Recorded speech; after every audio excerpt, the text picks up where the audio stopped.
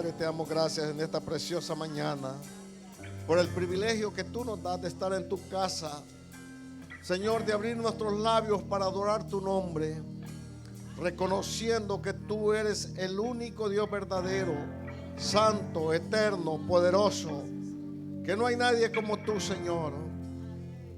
No hay nadie como tú, Padre. Nadie como tú, ni en el cielo, ni en la tierra, ni debajo de la tierra. Eres digno de alabanza, de adoración.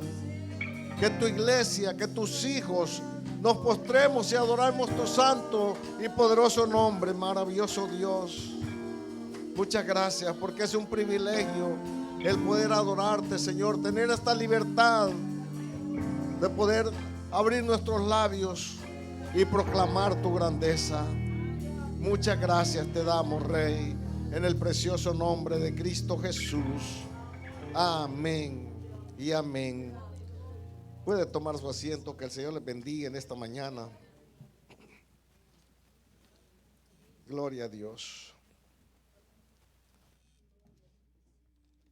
Vamos a ir rápidamente a la palabra de Dios en Efesios capítulo 6. Vamos a leer la misma porción que vimos el domingo anterior. Efesios 6 del 10 al 18.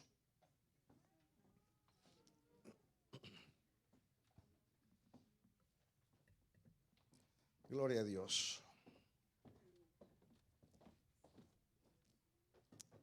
Yo el domingo anterior les dejé una tarea. ¿Cuántos hicieron la tarea? Levánteme la mano. Bueno, yo les felicito y les agradezco que ustedes pongan diligencia en hacer las cosas. Pablo dijo, en lo que requiere diligencia, no perezosos. Pero si usted no la hizo, le voy a dar una nueva oportunidad. Que usted la haga esta semana. Que se lea todo el libro, toda la carta de Efesios. Mire, hermano, no nos lleva pero ni 45 minutos el leer esta carta. Obviamente, si usted va pidiéndole al Señor que le ilumine, que le revele, pues se va a tardar más tiempo. Pero en una semana, por lo menos 2, 3 veces, perfectamente lo podemos hacer si nosotros queremos. Ahora, si usted no quiere, pues no hay problema, ¿verdad? De todas maneras, ya Cristo lo hizo. De todas maneras, ya el Señor sabe lo que cada uno de nosotros necesita. Efesios capítulo 6, versículo 10 dice, por lo demás, hermanos míos, fortaleceos en el Señor y en el poder de su fuerza. Vestidos de toda la armadura de Dios para que podáis estar firmes contra las asechanzas del diablo. Porque no tenemos lucha contra sangre y carne, sino contra principados, contra potestades, contra los gobernadores de las tinieblas de este siglo, contra huestes espirituales de maldad en las regiones celestes. Por tanto, tomad toda la armadura de Dios para que podáis resistir en el día malo, y habiendo acabado todo, estar firmes. Estad pues firmes, ceñidos los lomos con la verdad y vestidos con la coraza de justicia, y calzados los pies con el apresto del evangelio de la paz. Sobre todo, tomad el escudo de la fe, con que podáis apagar todos los dardos de fuego del maligno, y tomad el yelmo de la salvación y la espada del Espíritu, que es la palabra de Dios. Orando en todo tiempo, con toda oración y súplica en el Espíritu, velando en ello con toda perseverancia y súplica por todos los santos. Amado Dios, poderoso Señor, te damos gracias en esta preciosa mañana. Abrimos el corazón, oh Dios, para recibir tu palabra como la tierra recibe la lluvia. Dios mío, que caiga en buena tierra y que lleve fruto al 30, al 60 y al 100 por uno, y que tu palabra, Señor, como dice la Escritura, no regresará vacía, sino que cumplirá el propósito para la cual tú la envías. Gracias te damos, mi amado Rey, en el nombre de Jesús. Amén y amén. Estamos hablando y compartiendo la armadura de Dios.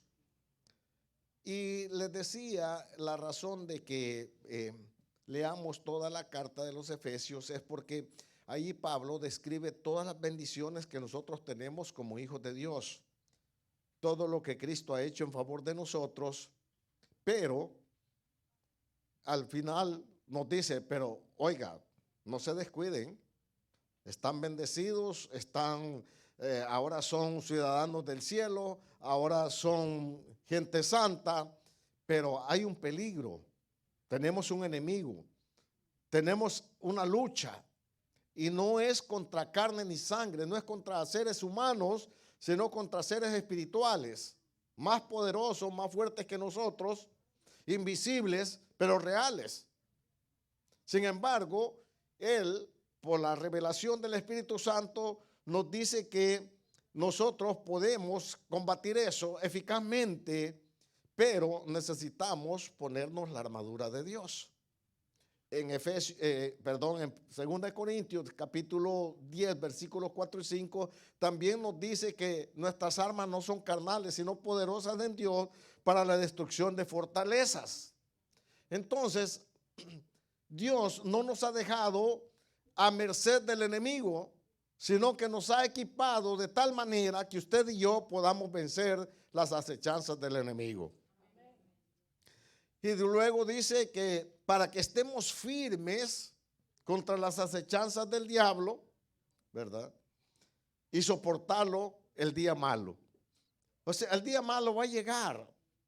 Y esto es inevitable. A todos nos va a llegar. Y esto no es ser profeta de mal agüero, sino que es una realidad de la vida. Las circunstancias llegan sin que nosotros las busquemos. Las enfermedades, las escaseces, los problemas familiares, circunstancias que son muchos efectos de la vida y otros que son obra del enemigo. Hay muchas enfermedades que tienen su origen demoníaco. No todas las enfermedades son demoníacas, porque hay enfermedades naturales. Hay situaciones en la vida que no tiene nada que ver el enemigo, sin embargo, el enemigo está detrás de todo lo que es malo. Porque él solo vino para matar, para robar, para matar y para destruir. Él no sabe hacer otra cosa más que eso. Entonces, muchas de las cosas tienen ese trasfondo, ese origen. Y si nosotros lo ignoramos, vamos a estar nosotros teniendo una lucha, una batalla, que no vamos a saber cómo librarla. Sin embargo, Dios quiere que usted y yo seamos más que vencedores por medio de aquel que nos amó y se entregó a sí mismo por nosotros. El enemigo es poderoso, pero es un enemigo derrotado, que está vencido. Ahora, eso no quiere decir de que está de brazos cruzados. No, está muy activo. Y vemos que muchas veces como que si el mal avanza más que el bien. Pero porque él es el príncipe de este siglo y todas aquellas personas que no quieren saber absolutamente nada del evangelio, pues son títeres en sus manos. La gente dice que ellos son libres para hacer lo que quieren, pero en lo espiritual no hay una persona que sea libre. No hay tal imparcialidad. O nosotros pertenecemos al reino de Dios o pertenecemos al reino de las tinieblas. No hay otro. Estamos en uno de los dos. Ahora, cada uno de nosotros debe de examinarse y saber a cuál reino pertenecemos. Hablamos sobre el cinturón de la verdad, que como lo demostramos es el evangelio. La verdad está en la palabra de Dios. La verdad está en Dios. Dios y la verdad son una sola cosa. En Dios no hay mentira, en Dios no hay engaño, en Dios solo existe verdad, justicia, santidad, autoridad, poder. Esas son las virtudes de Dios y que Dios quiere que sus hijos también las vivamos aquí en la tierra, a pesar de las circunstancias que nosotros vivamos. Luego, dice el apóstol Pablo, versículo 13, por tanto, tomad toda la armadura de Dios para que podáis resistir en el día malo y habiendo acabado todo, estar firmes. En pocas palabras, va a venir el combate, va a venir la lucha, pero nosotros como buenos soldados de Jesucristo tenemos que combatir y tenemos que estar firmes y ganar la batalla. Ese es el propósito de Dios. Ese es el plan de Dios. Ahora dice, estad pues firmes, ceñidos vuestros lomos con la verdad y vestidos de la coraza de justicia. Quiero hablar en esta mañana sobre la coraza de justicia. La coraza, David, si puedes ir ahí a mostrarnos la figura de la armadura que tenemos por ahí. No sé si la guardaste o no. Espero que sí. Si me puede mostrar ahí para los hermanos ese. Ahora, la coraza no es otra cosa que un chaleco. Bueno, ahora, en los tiempos modernos, las personas usan chaleco antibalas, ¿verdad? Pero en la época de Pablo, cuando está escribiendo esto, la lucha era de cuerpo a cuerpo. La lucha era con espadas, con lanzas, con flechas. Ahora, en los tiempos modernos, pues esa armadura, pues no nos serviría de mucho por las armas con las que ahora se combaten. Sin embargo, esto tiene un paralelo, una verdad, tanto en lo físico como en lo espiritual. Ahora, ese chaleco, ¿verdad? ¿Qué es lo que cubre? Cubre principalmente el corazón y el estómago, que son dos lugares muy vulnerables para el ser humano. Ahora, ¿qué es la justicia? Todos hablamos de la justicia, pero resumido en 2, 3 palabras, justicia es darle a cada persona lo que realmente merece.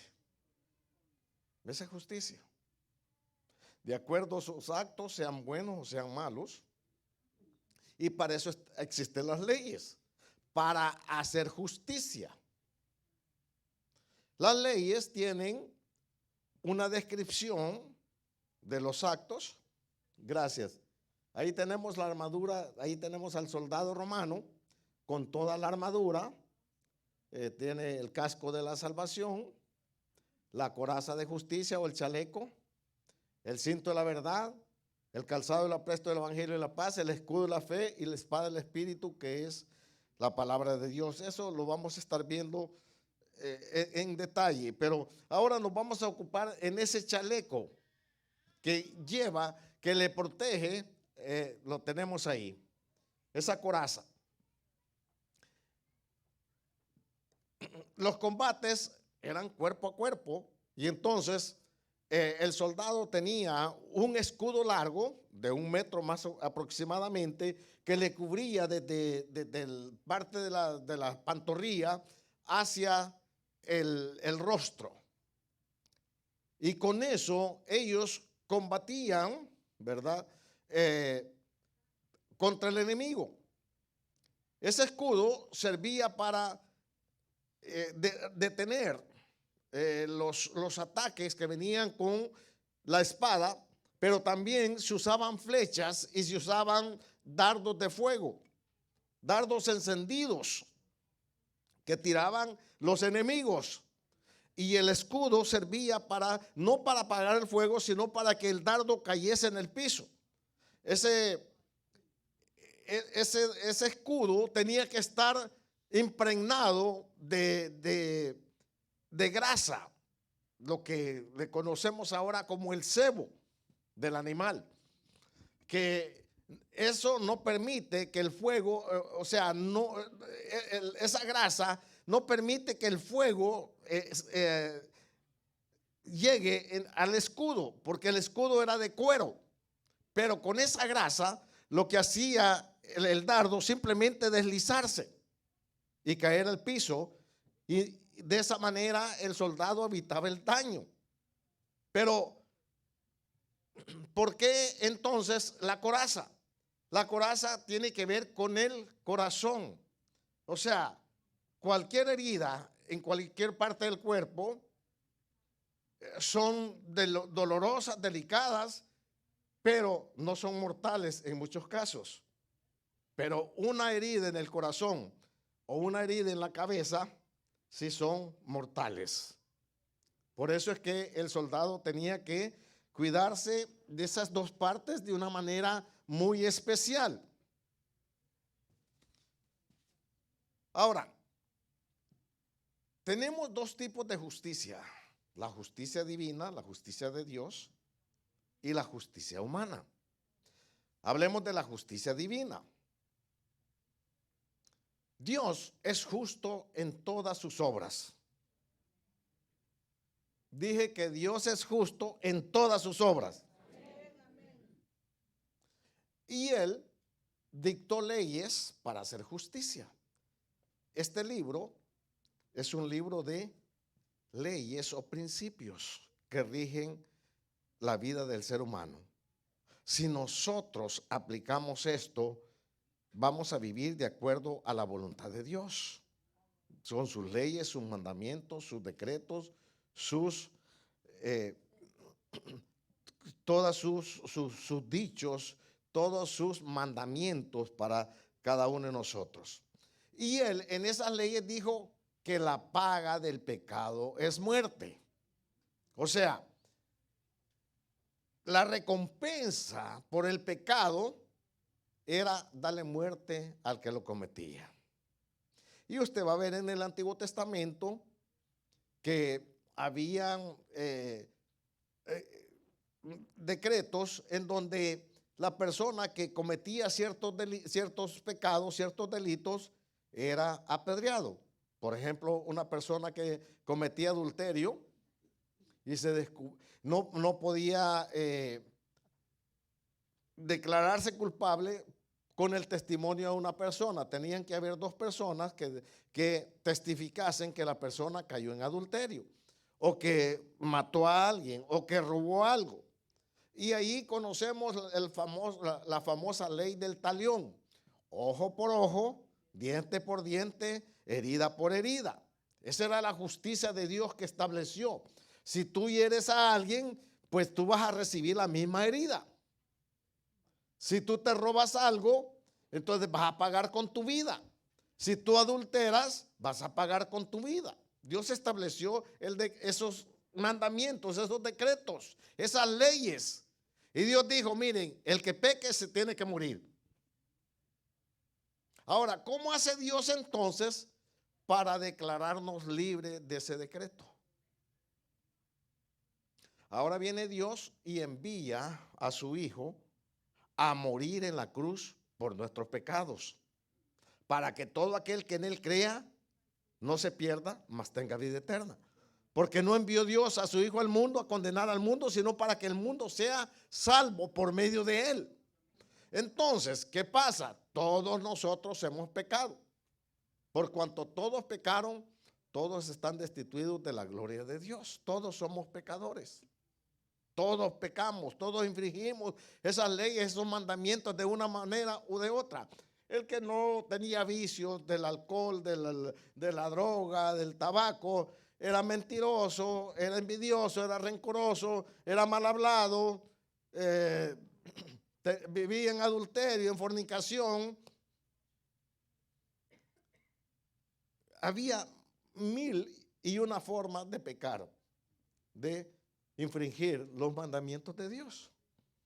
Porque la palabra de Dios dice que si nosotros guardamos toda la ley, pero infringimos uno de los mandamientos, ya infringimos toda la ley. Un solo pecado fue lo que hizo que nuestro primer padre, Adán, nos llevase a la muerte. Dice que por un hombre entró la muerte. Esa desobediencia de Adán allá de comer del árbol, del conocimiento, de la ciencia, del bien y el mal, hizo que toda la humanidad entrase la muerte, entrase el pecado, entrase la enfermedad, entrase todo lo malo que conocemos ahora. Entonces, ¿cómo Dios hace para revertir eso? Es a través de su Hijo amado. Por eso es que Cristo tiene que venir y nacer de una virgen, para que de esa manera el Cristo es engendrado en María por obra del Espíritu Santo. ¿Por qué? Porque si hubiese sido engendrado por un hombre, cae en el ADN de Adán y está bajo convicción de pecado. Y en consecuencia en juicio de muerte. Ahora, Cristo viene, nace de una virgen, toma cuerpo de una mujer, se hace hombre y estando en la condición de hombre va a la cruz, muere por nuestros pecados, derrama su sangre, expía nuestros pecados. Y todo aquel que en él que confiese, que reconozca que Cristo murió por sus pecados y lo confiese como su Señor y Salvador, ese recibe la justicia de Dios. Dios toma ese sacrificio y dice, ok, tú lo aceptaste, ahora te doy mi justicia. Ahora voy a pasar por alto tus pecados porque Cristo los llevó por ti en la cruz del Calvario. Acuérdese que esto es un acto de fe. Usted y yo no hemos visto a Cristo. Usted y yo no lo vimos en la cruz del Calvario. Usted y yo no lo hemos visto resucitado. Pero hemos creído lo que Dios nos ha dicho en su palabra por el Espíritu Santo de Dios. Por fe. Este es un acto de fe. El evangelio es de fe y por fe. Mas el justo por la fe vivirá, dice la palabra del Señor. Ahora vamos a la palabra de Dios para ver esto que le estoy tratando de decir de distintas maneras. Vaya conmigo a Romanos capítulo 3 versículo 22.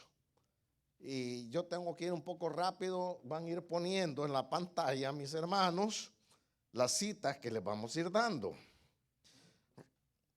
Romanos 3:22 dice, la justicia de Dios por medio de la fe en Jesucristo para todos los que creen en Él, porque no hay diferencia. Fíjese bien, la justicia de Dios por medio de la fe en Jesucristo, para todos los que creen. En pocas palabras, para todos los que tienen fe, que creen en lo que Dios ha dicho y que es verdad. Romanos capítulo 3, versículo 25 y 26.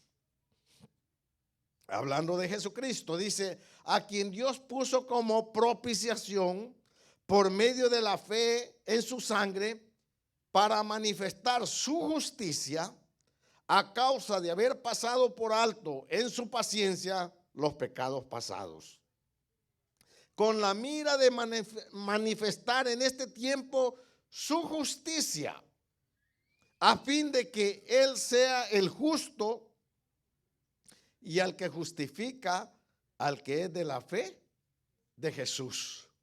Mire qué palabra más hermosa esta. Con la mira de manifestar en este tiempo su justicia, a fin de que Él sea justo y el que justifica al que es de la fe en Jesús.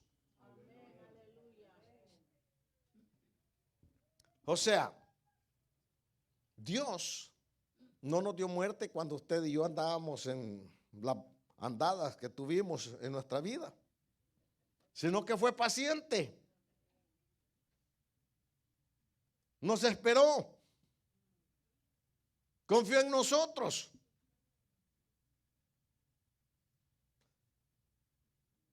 Yo creo que usted le pasó más de alguna vez que hubo personas que no confiaban en usted, que no creyeron que usted fuese capaz de hacer ciertas cosas. Yo creo que a todos nos ha pasado eso, en alguna etapa de nuestra vida, ya sea pequeños, jóvenes, adolescentes, jóvenes o adultos. Hay personas que no han creído en nosotros, pero el Dios Todopoderoso creyó en usted. No por lo que usted es, lo que usted tiene, lo que usted sabe, sino por su misericordia. Veamos otra cita. Romanos 5:18.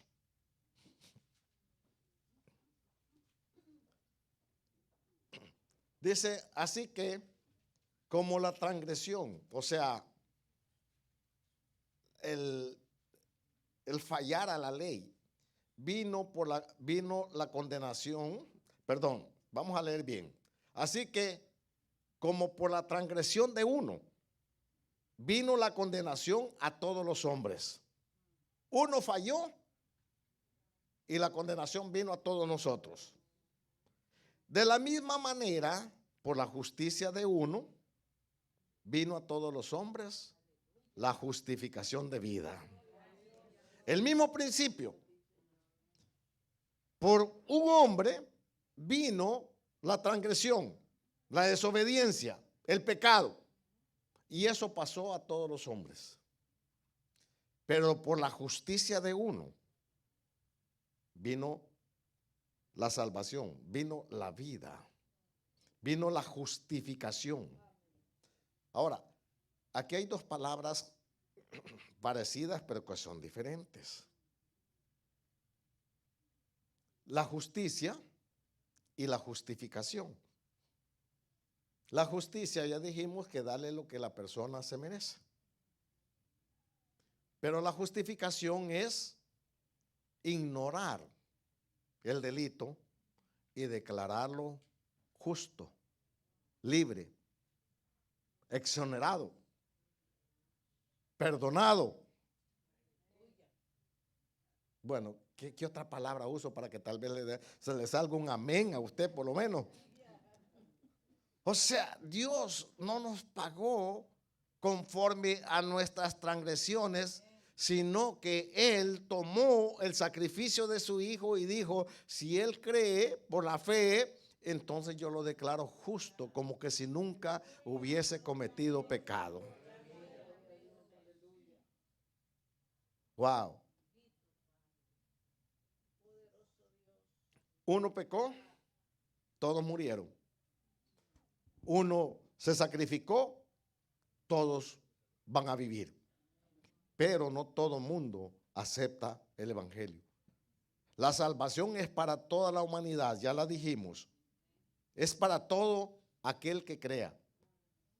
Pero solo se van a salvar los que realmente hacen la decisión de creer y entregarle su corazón y su vida a Cristo. Arrepentirse de sus pecados y dejar las transgresiones y volverse a Dios de todo corazón. Esos son los que se salvan. La salvación no es por venir a la iglesia. La salvación no es porque usted haga obras de caridad, que eso está muy bien si usted las hace. La salvación no es por bautizarse en agua.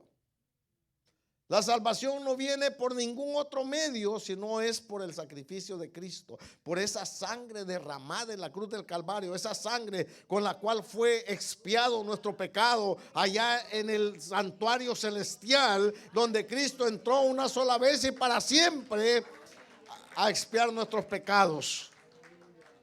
Por eso el sacrificio de Cristo consiste en morir, llevar nuestros pecados, nuestras transgresiones y nuestras enfermedades y clavarlas en la cruz.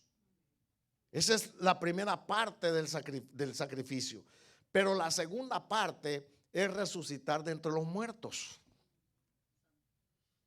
¿Por qué? Porque si usted ha leído las Sagradas Escrituras, usted va a encontrar que Dios le mandó al pueblo a que hiciera los sacrificios. ¿Se acuerda usted de las ofrendas, de los holocaustos y todo lo demás? ¿Cómo se completaba el proceso de la justificación? El sumo sacerdote tomaba un cordero, lo degollaba, tomaba la sangre en un depósito, quemaba completamente el cordero en el altar del holocausto y luego con la sangre entraba al lugar santísimo a hacer la expiación, que consistía en entrar con las vestiduras sagradas, entrar una vez al año, entrar y cubrir con la sangre el propiciatorio, que era la tapadera del arca del pacto. Y si Dios aceptaba ese sacrificio, el sacerdote salía con vida. Si Dios no lo aceptaba, el sacerdote era muerto en ese lugar, porque Dios es santo. Ahora, eso mismo es lo que hizo Cristo. Él fue la ofrenda por el pecado. Él murió por nuestros pecados, como el Cordero de Dios que quita el pecado del mundo. Pero al resucitar, se constituyó en nuestro sumo sacerdote, que no entró en el tabernáculo terrenal, sino que entró en el tabernáculo celestial a hacer la expiación por nuestros pecados con su propia sangre y hacer una sola expiación por todos nuestros pecados pasados, presentes y futuros. Murió como cordero, se levantó como sumo sacerdote y expió nuestros pecados. Por eso es que el sacrificio de Cristo es completo, es perfecto. Entonces todo el que en él cree no se pierde, tiene vida eterna. Ese es el decreto del Padre. Así como decretó que la paga del pecado es muerte, decretó que todo aquel que crea en él no se pierda, sino que tenga vida eterna. Bendito sea su nombre. Están los dos decretos: el decreto de culpabilidad y el decreto de salvación o de justificación, como queremos hablar acá. Vamos a otro versículo, Romanos 10:4. Dice: porque el fin de la ley es Cristo para justicia a todo aquel que cree. Fíjense, aquí está la justicia o la salvación universal. Dice, porque el fin de la ley es Cristo. La ley, como dice Pablo, era el aya que nos llevaba a Cristo. Era la forma de saber que ningún ser humano podía cumplir los 613 decretos de la ley. Nadie podía cumplirlos, excepto Cristo, el ser humano perfecto que los cumplió completamente. Ahora, al morir Cristo, se deroga la ley de los sacrificios. Y ahora el sacrificio es Cristo. ¿Para qué? Para justicia a todo. Aquí abarca todo. Todo es todo. Todo aquel que cree. Ahí está la diferencia. Murió por toda la humanidad,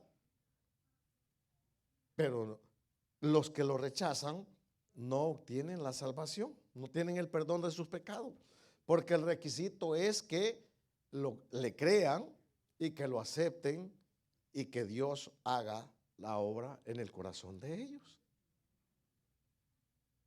Si eso no existe, no hay salvación, no hay nuevo nacimiento, no hay justificación, no hay reconciliación, no hay perdón de pecados y las personas van a morir en sus delitos y pecados, porque el único sacrificio establecido por Dios es el hecho por Jesucristo en la cruz del Calvario.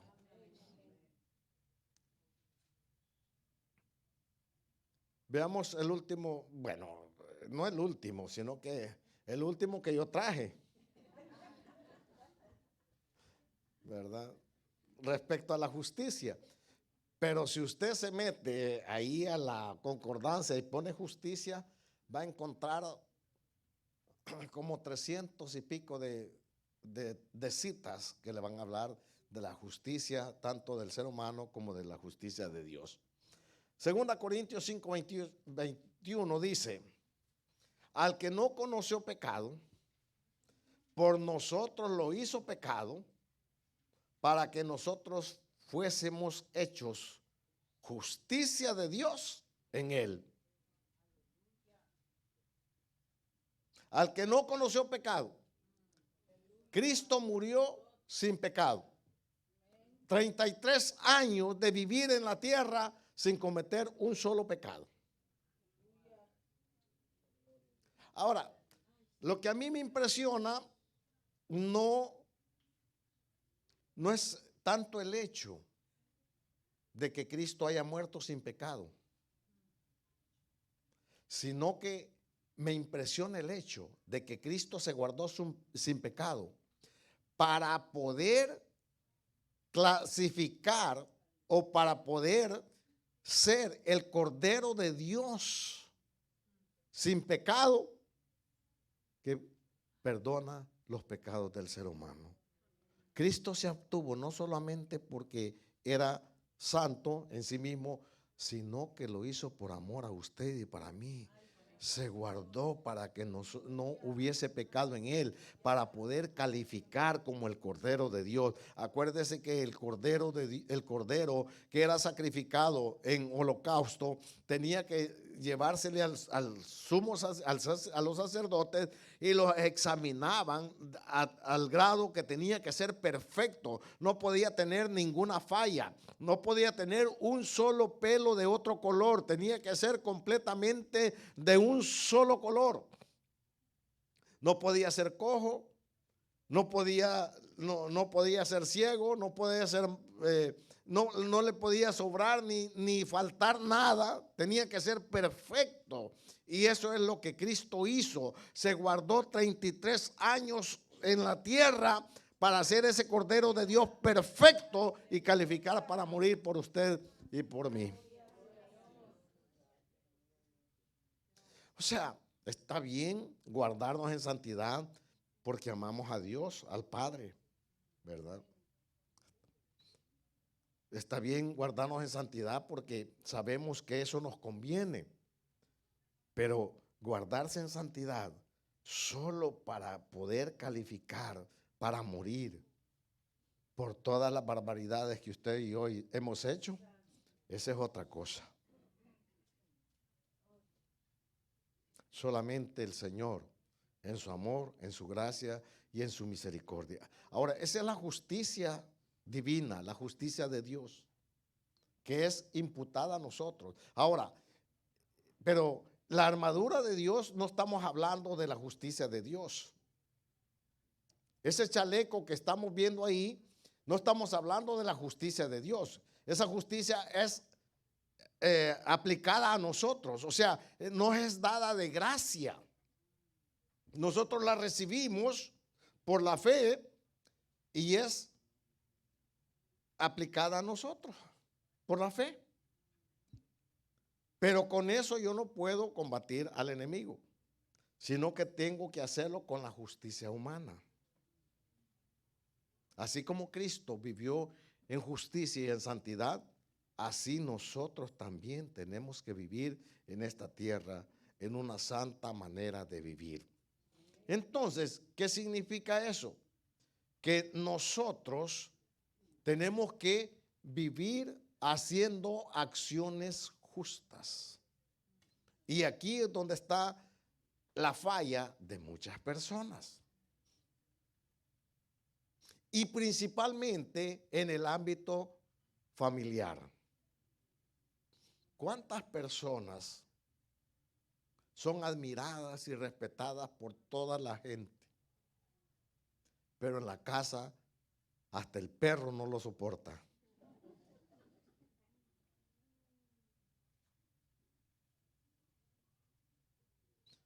Entonces, ¿de qué estamos hablando? ¿De una apariencia o de una realidad?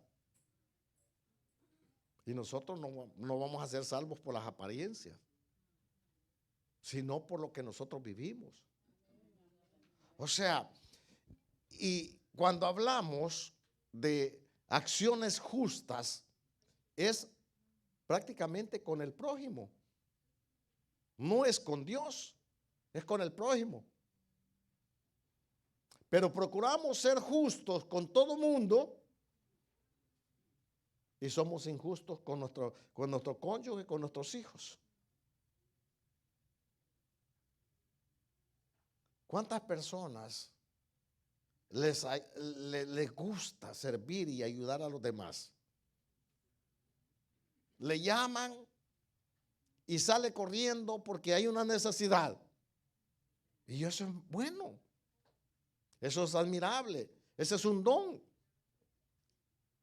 Pero la esposa le dice que le ponga un clavo para poner un marco.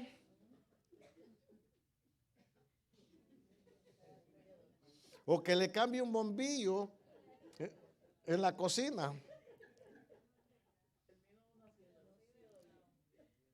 ¿Y por qué se ríen? Ah. Sí, entonces fíjese, somos justos con los demás, pero con las personas que tenemos cerca.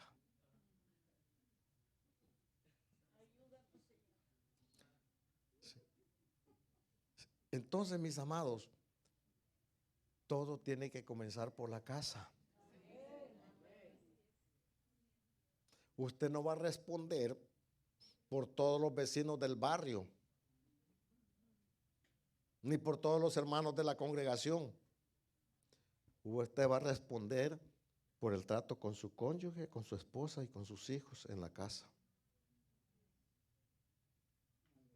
Ese es el primer ministerio que nosotros tenemos. El trato con nuestro cónyuge. ¿Cómo yo la trato? ¿Cómo me trata ella a mí? Yo ya les dije cómo me trata, pero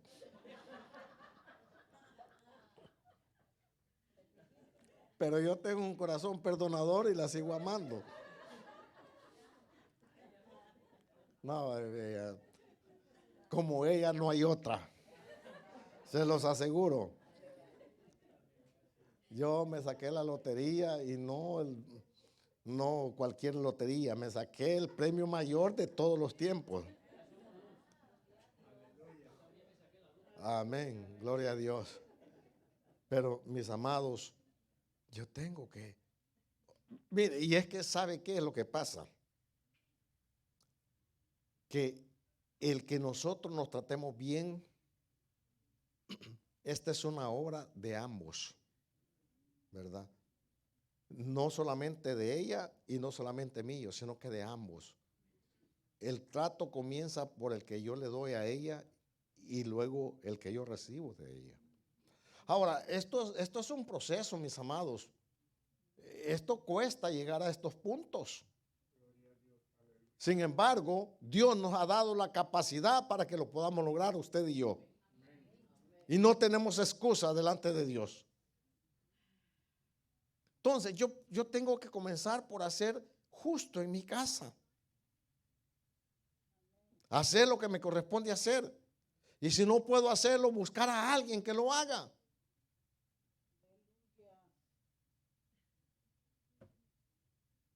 Eso es lo que tenemos que comenzar a hacer la diferencia.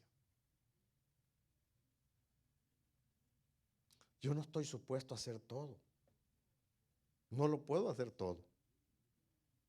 Yo le puedo cambiar un bombillo, pero no puedo arreglarle un problema eléctrico o un problema mecánico al carro.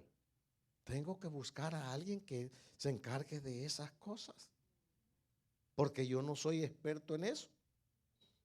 Yo tengo que hacer lo que me corresponde hacer y que puedo hacerlo.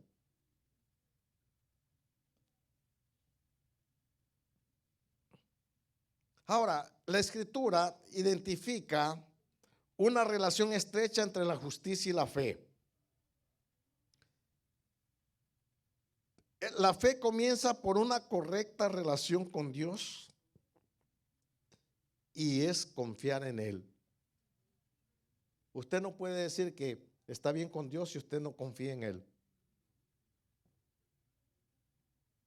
Porque muchos decimos creer en Dios, pero cuando vienen los problemas nos descontrolamos y lo que menos hacemos es confiar y creer que Dios puede sacarnos adelante de las circunstancias. Pero si usted le cree a Dios y a este libro que Él nos ha dejado escrito, le vamos a dar honra a Dios y Dios peleará nuestras batallas.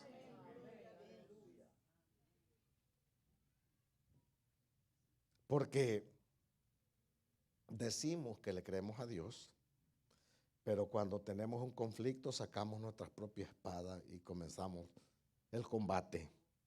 Bueno, yo espero que usted no sea así.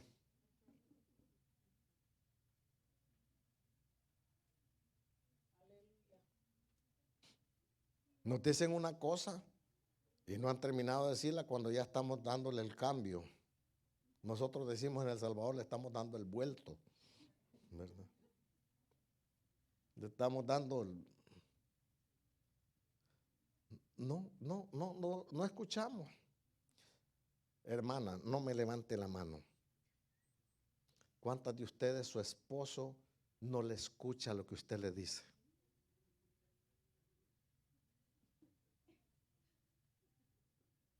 Ninguna, bendito sea el nombre del Señor.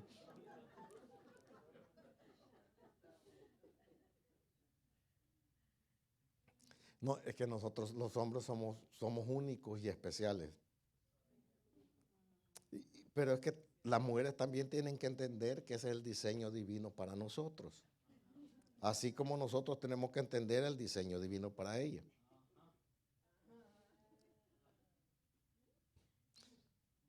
Entonces, cuando nosotros queremos relacionarnos con el diseño nuestro, para ellas, es un fracaso, no se puede.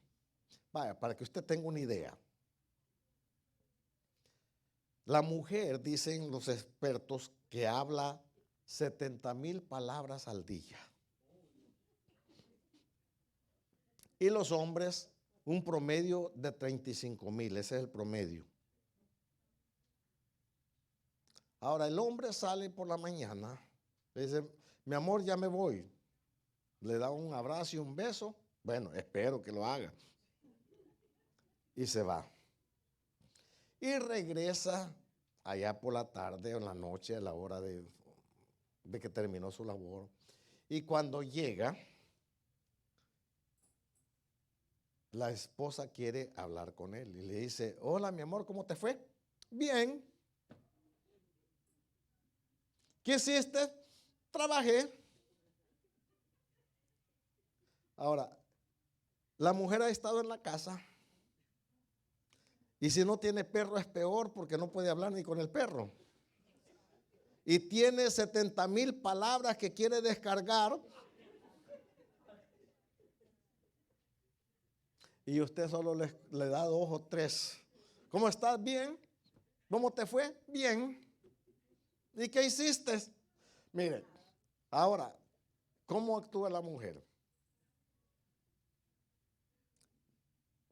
Cuando yo le digo, no, estuve con fulano. Y mire, y es casado. Yo qué sé, no le he preguntado. ¿Y cuántos hijos tiene? No sé, no le he preguntado. Mira, ella quiere saber todo. Si es casado, dónde vive, cuántos hijos tiene, que si se cortó el pelo, si no se lo cortó, si se lo tiñe, no se lo tiñe. Quiere saber todos los detalles. Y nosotros le decimos, hola, ¿qué tal? ¿Cómo está? Mucho gusto. Y eso es todo lo que la conversación entre nosotros. Y ella quiere saber si es casado, si tiene hijos, si está junto con la esposa, o sea, separado, viudo, divorciado, separado, qué sé yo. Entonces, fíjense, qué tremenda diferencia hay entre nosotros. El hombre lo que quiere es sentarse, encender la televisión, del canal favorito y que no me hablen. Y llega la esposa cuando está viendo el partido de fútbol y le dice, mira, ¿y te acordaste de tal cosa? Ajá. Y sigue viendo el partido.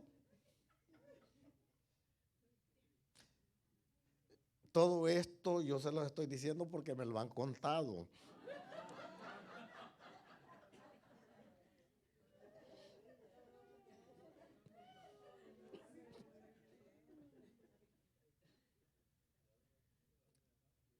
Ahora, aquí es donde ambos tenemos que poner nuestra parte, ¿verdad? Esposa, nunca le hable a su esposo cuando esté viendo el partido. Si usted tiene algo que decir, hablar con él, espere que termine el juego y después hable todo lo que usted quiera, pero durante el juego no quiera ni pispilear. O sea, hay cosas que son de interés para ciertas personas, determinadas cosas. Póngale partido, película, qué sé yo, un deporte, cualquier cosa. Cuando esté en esa parte, no le toque. Usted tiene que ser sabia también. De igual manera, ella tiene su interés, está hablando con la hermana, la prima, la tía, la abuela y todo el resto de parientes, no le diga nada. No se le acerque, deje que termine. Van a ser 2 horas hablando, pero usted tiene que tener paciencia.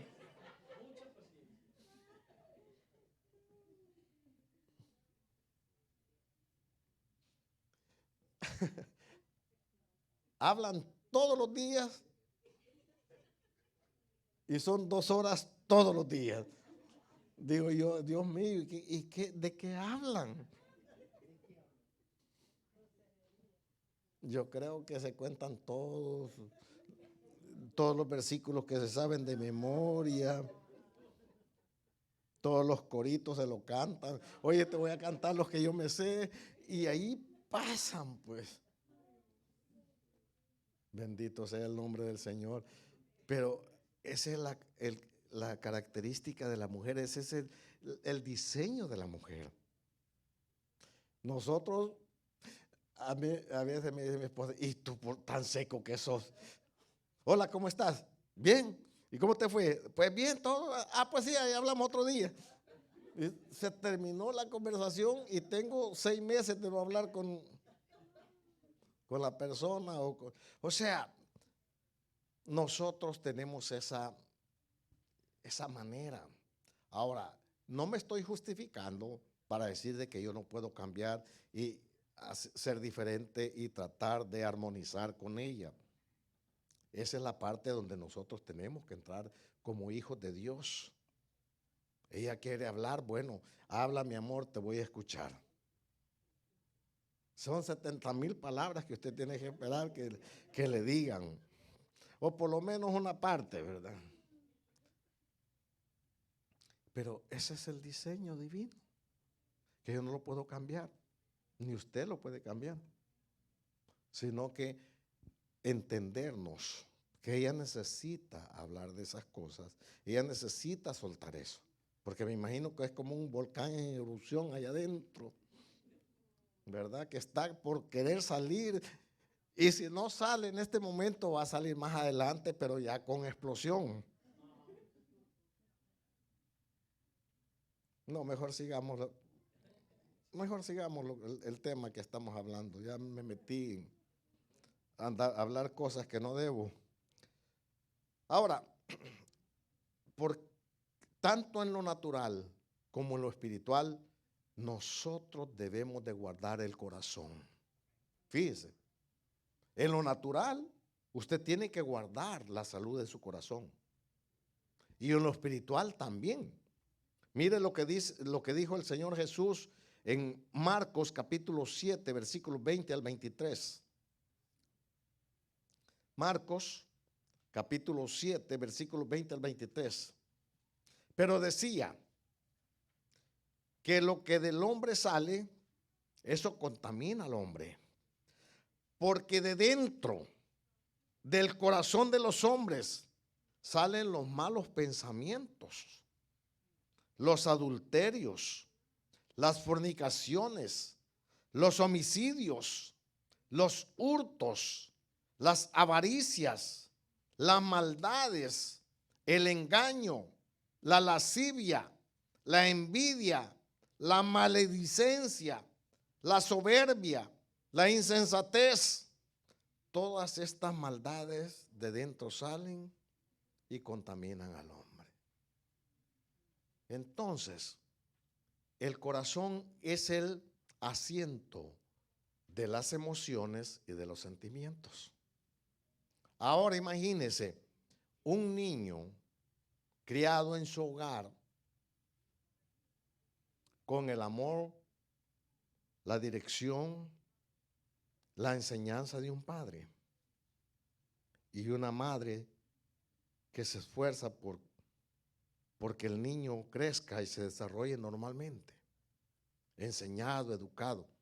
Ahora pensemos en un niño que ha crecido en un hogar disfuncional, donde la madre o el padre hace los dos papeles de padre y madre, en donde no hay dirección, en donde hay rechazo, en donde hay quizás abuso, tanto físico como verbal. Ahí en ese corazón el enemigo ha comenzado a sembrar rencor, resentimiento, odio, amargura, temores, dudas, tristezas. Por eso es que cuando nosotros venimos al Evangelio y nos hablan de nuestro Padre Celestial, para nosotros no existe esa figura en muchos de los casos, porque no tenemos la figura del Padre, que Dios puso al hombre como el proveedor de su hogar, como el jefe del hogar para dirigir a su familia, no solamente a sus hijos, sino a su familia, para educar, para corregir, para instruir a sus hijos. Y al no haber esa figura, el enemigo va a llenar con todo tipo de engaño, con todo tipo de sentimientos negativos, como la tristeza, el dolor, la angustia, la soledad. Y ahora, si usted se fija en los escritos de Pablo, nos manda que nos deshagamos de todo eso. Quítese de vosotros ira, enojo, pleitos, celos, iras, herejías, contiendas, brujerías y todas las cosas. O sea, todo lo que el enemigo sembró en una etapa determinada de nuestra vida, Dios quiere que nosotros lo saquemos del corazón. ¿Por qué? Porque de allí sale todo. Por eso que dice, hijo mío, dame tu corazón, porque de él mana la vida. También la Escritura dice, ¿verdad?, que de la abundancia del corazón habla la boca. Nosotros en las conversaciones sacamos lo que hay en el corazón. Si nosotros tenemos al Señor y a su palabra en el corazón, de eso vamos a hablar. Pero si tenemos cualquier otra cosa, de eso vamos a hablar. ¿Se ha fijado que, bueno, aquí no pasa, hace siglos que no pasa eso, gracias a Dios? Que hay mujeres que solo de las novelas hablan. Ahora, ¿por qué hablan de solo de las novelas? Porque eso es lo que pasan viendo. Y hasta lloran con todas las mentiras que están diciendo ahí los artistas.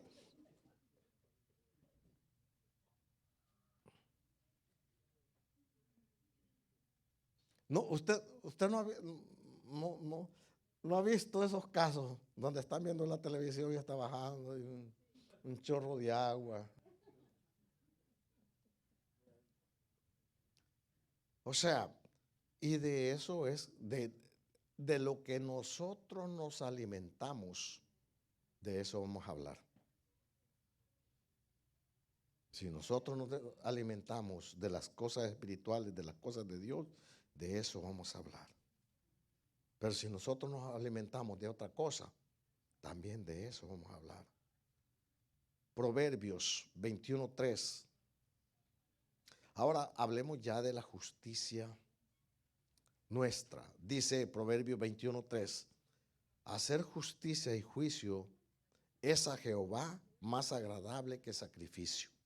En pocas palabras, tener un trato justo con mi prójimo y más con mi cónyuge, con mi esposa, con mis hijos, mucho más demandado para mí. Miqueas 6:8 dice: hombre, Él te ha declarado lo que es bueno y qué pide Jehová de ti.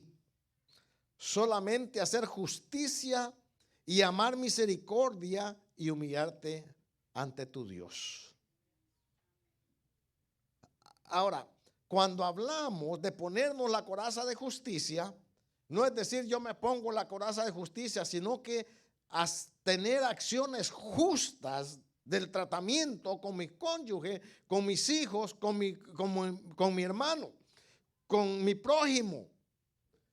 Y ahí se cumple la ley y los profetas, dijo Jesucristo: amarás al Señor tu Dios con todo tu corazón, con toda tu mente, con toda tu alma, y a tu prójimo como a ti mismo. Y a veces nosotros tomamos al prójimo, al vecino, pero no tomamos en cuenta a nuestro cónyuge. Y para finalizar, Lucas 11:42.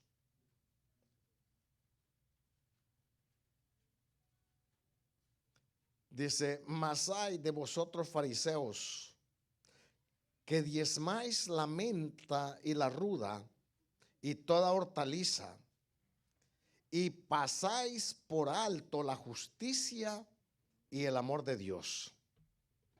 Esto era necesario hacer, sin dejar aquello.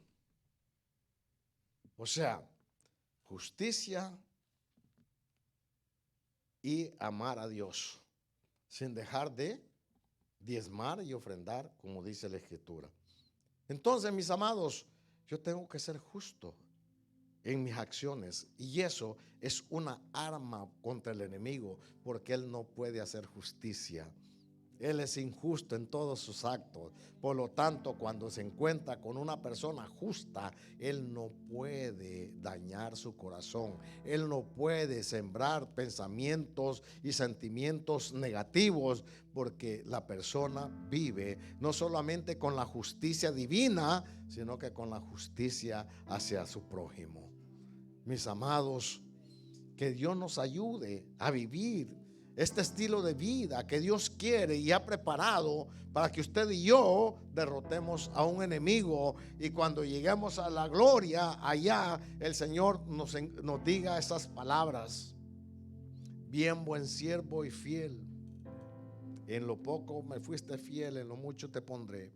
Y esto, claro, se utiliza para el servicio a Dios, pero también yo creo que si nosotros vivimos de esta manera, también vamos a escuchar esas palabras de parte de nuestro Señor. Incline su rostro, cierre sus ojos. Padre, yo te doy gracias, oh Dios.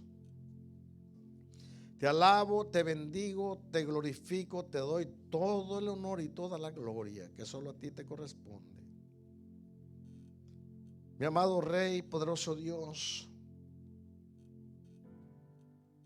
yo he expuesto lo que tú pusiste en mi corazón. Y aunque yo he dicho cosas que no las recibí de ti, mi Dios, pero que son verdades que nos pueden ayudar a ser mejores hijos tuyos, mejores esposos, mejores padres, mejores hermanos en Cristo, mi amado Rey. Sabemos, Dios mío, que no podemos hacerlo en nuestra propia fuerza. Sabemos, Señor, que no es nuestra capacidad humana, sino es tu poder divino, mi Dios, en nuestras vidas. Pero tú nos has dejado la capacidad a través del Espíritu Santo para que nosotros lo podamos aplicar en nuestras vidas. Gracias te damos, Rey amado. Oh, mi amado Señor, muchísimas gracias por esa justicia divina. Pero ayúdanos para ser justos en el trato con nuestros semejantes, oh Dios. Muchas gracias, Señor. Recibe nuestra alabanza, nuestra adoración, fruto de labios que confiesen tu nombre, oh Dios. Y mientras usted continúa orando, yo quisiera preguntar si hubiese alguien que le puede decir al Señor: yo no me siento justo, yo no me siento salvo, yo no siento que Dios me ha perdonado. Este es el día donde usted puede ponerse a cuentas con el Señor. Yo deseo orar con usted y por usted, si usted me lo indica, levantando su mano ahí donde está. Si hubiese alguien que nunca le ha entregado su corazón y su vida a Cristo, o probablemente usted ya lo hizo, pero usted sabe que necesita ser transformado por la gracia y el poder de Dios, reconcíliese con su Señor, indicándomelo, levantando su mano ahí donde está. Si hubiese alguien, si Dios ha hablado a tu corazón por esta palabra, no te vayas de este lugar como tú viniste, sino que sal de este lugar lleno del favor y de la gracia de Dios. Levante su mano ahí donde está. Si hubiese